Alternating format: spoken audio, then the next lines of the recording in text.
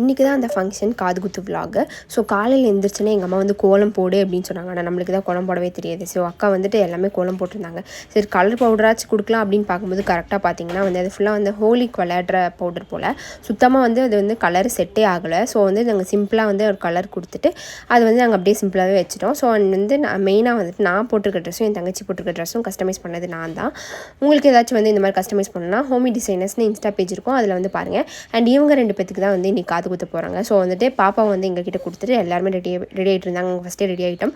So வந்து நாங்களுமே அப்படியே கிளம்பிட்டோம். அண்ட் இந்த பாப்பா வந்து டான்ஸ் ஆடிட்டே இருக்க, பாட்டு கேட்டாவே இப்படி டான்ஸ் ஆட ஆரம்பிச்சிடறா. அண்ட் வந்துட்டு அங்கே போகிற வழி ஃபுல்லாமே வந்து பழனி கூட்டம் தான். என்னென்னா தைப்பூசத்துக்கு முதல் நாள்னோ ரொம்ப வந்து ஃபுல்லாமே பழனிக்கு வந்து நடப்பாதை போடுறவங்க வந்து அவ்வளோ பேர் இருந்தாங்க. அண்ட் வந்து ரொம்ப ஹாப்பியாக இருந்துச்சு. அந்த மாதிரிலாம் நான் பார்த்ததே இல்லை, இப்படிலாம் போவாங்க அப்படின்னு சொல்லிட்டு நான் ஃபஸ்ட் டைம் பார்க்குறேன். அண்ட் வந்து எல்லாருமே தட்டு வரிசையெல்லாம் எடுத்துகிட்டு போயிட்டு அண்ட் பாப்பாவுக்கு வந்து ஃபைனலாக வந்து 2 பேத்துக்குமே வந்து காது குத்திட்டாங்க.